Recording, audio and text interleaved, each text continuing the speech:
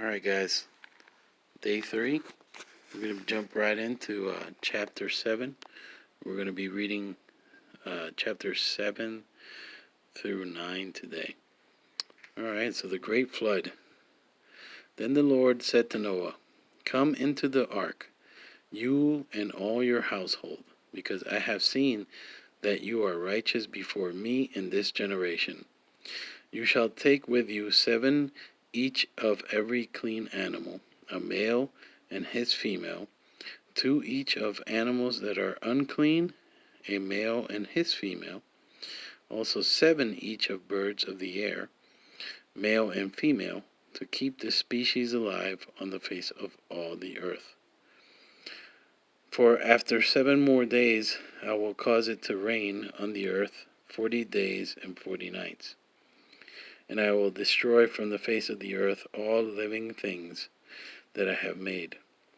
And Noah did according to all that the Lord commanded him. Noah was 600 years old when the flood waters were on the earth. So Noah with his sons, his wife, and his sons' wives went into the ark because of the waters of the flood, of clean animals, of animals that are unclean, of birds, and of everything that creeps on the earth. 2 by 2 they went into the ark to Noah, male and female, as God had commanded Noah. And it came to pass after 7 days that the waters of the flood were on the earth,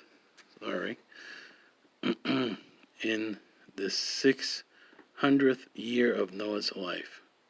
In the 2nd month, the 17th day of the month, on that day, all the fountains of the great deep were broken up, and the windows of heaven were opened, and the rain was on the earth 40 days and 40 nights.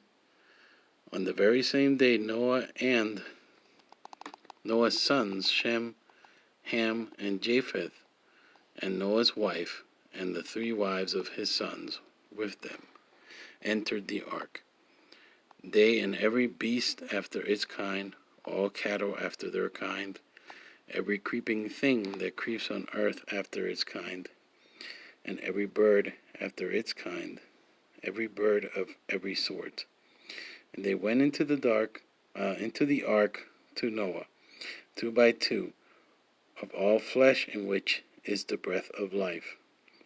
So those that entered, male and female of all flesh, went in as God had commanded him, and the Lord shut him in. Now the flood was on the earth 40 days. The waters increased and lifted up the ark, and it rose high above the earth. The waters prevailed and greatly increased on the earth, and the ark moved about on the surface of the waters. And the waters prevailed exceedingly on the earth, and all the high hills under the whole heaven were covered. The waters prevailed 15 cubits upward, and the mountains were covered. And all flesh died that moved on the earth, birds and cattle, and beasts, and every creeping thing that creeps on the earth, every man, all in whose nostrils was breath of the Spirit of life. All that was on the dry land died. So he destroyed all living things which were on the face of the ground, both man and cattle, creeping thing and bird of the air. They were destroyed from the earth. Only Noah and those who were with him in the ark remained alive. And the waters prevailed on the earth 150 days.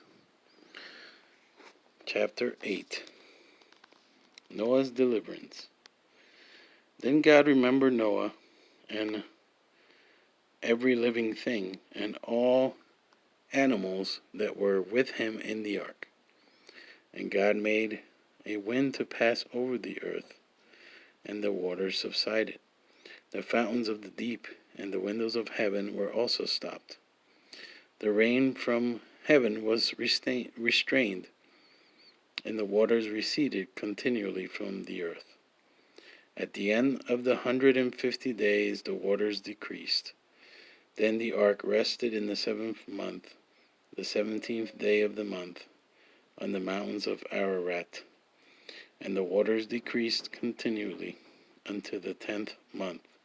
In the 10th month, on the first day of the month, the tops of the mountains were seen. So it came to pass at the end of 40 days that Noah opened the window of the ark he had made. Then he sent out a raven, which kept going to and fro until the waters had dried up from the earth. He also sent out from himself a dove, to see if the waters had receded from the face of the ground. But the dove found no resting place for the sole of her foot, and she returned to the ark to him, for the waters were on the face of the whole earth. So he put out his hand and took her and drew her into the ark to himself. And he waited yet another 7 days, and again he sent the dove out from the ark. Then the dove came to him in the evening, and behold, a freshly plucked olive leaf was in her mouth. And Noah knew that the waters had receded from the earth. So he waited yet another 7 days, and sent out the dove, which did not return again to him any more. And it came to pass in the 601st year, in the 1st month, the 1st day of the month, that the waters were dried up from the earth. And Noah removed the covering of the ark and looked. And indeed the surface of the ground was dry. And in the 2nd month, on the 27th day of the month, the earth was dried. Then God spoke to Noah, saying, Go out of the ark, you and your wife, and your sons wives with you. Bring out with you every living thing of all flesh that is with you, birds and cattle and every creeping thing that creeps on the earth, so that they may abound on the earth, and be fruitful and multiply on the earth. So Noah went out, and his sons and his wife, and his sons' wives with him. Every animal, every creeping thing, every bird, and whatever creeps on the earth, according to their families, went out of the ark. God's covenant with creation. Then Noah built an altar to the Lord, and took every clean animal and of every clean bird, and offered burnt offerings on the altar. And the Lord smelled the soothing aroma. Then the Lord said in his heart, I will never again curse the ground for man's sake, although the imagination of man's heart is evil from his youth, nor will I again destroy every living thing as I have done. While the earth remains, seed time and harvest, cold and heat, winter and summer, and day and night shall not cease. So God blessed Noah and his sons, this is chapter 9, and said to them, Be fruitful and multiply, and fill the earth. And the fear of you and the dread of you shall be on every beast of the earth, on every bird of the air, on all that move on the earth, and all the fish of the sea. They are given into your hand. Every moving thing that lives shall be food for you. I have given you all things, even as the green herbs. But you shall not eat flesh with its life, that is, with its blood. Surely your lifeblood I will demand a reckoning. From the hand of every beast I will require it, and from the hand of man, from the hand of every man's brother, I will require the life of man. Whoever sheds man's blood, by man his blood shall be shed.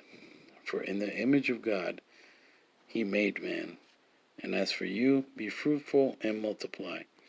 Bring forth abundantly in the earth and multiply in it. Then God spoke to Noah and his sons with him, saying, And as for me, behold, I establish my covenant with you, and you with your descendants after you, and with every living creature that is with you, the birds, the cattle, and every beast of the earth with you, of all that go out of the ark, every beast of the earth. Thus I establish my covenant with you. Never again shall all flesh be cut off by the waters of the flood. Never again there be a flood to destroy the earth. And God said, This is a sign of the covenant which I make between me and you and every living creature that is with you for perpetual generations.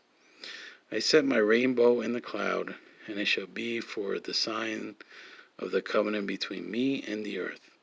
It shall be when I bring a cloud over the earth, that the rainbow shall be seen in the cloud.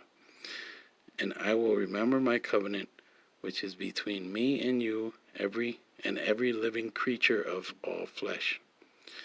The waters shall never again become a flood to destroy all flesh.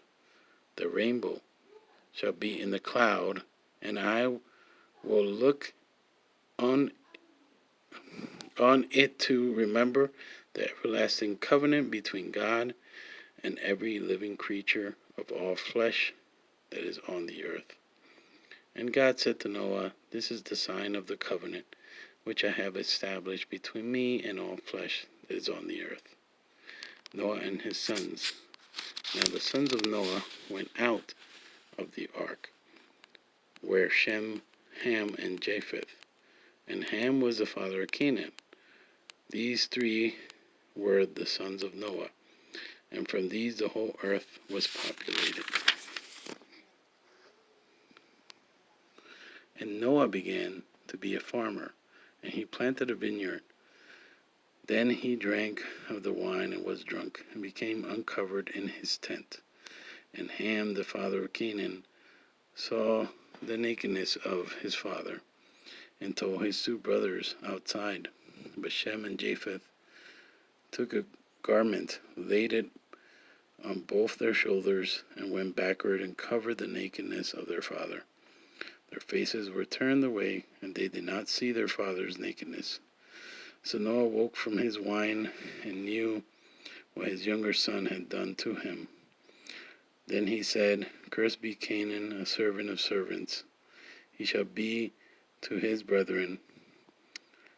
And he said, Blessed be the Lord, the God of Shem, and may Canaan be his servant. May God enlarge Japheth, and may he dwell in the tents of Shem, and may Canaan be his servant. And Noah lived after the flood 350 years. So all the days of Noah were 950 years, and he died. All right, guys. God bless. See you tomorrow.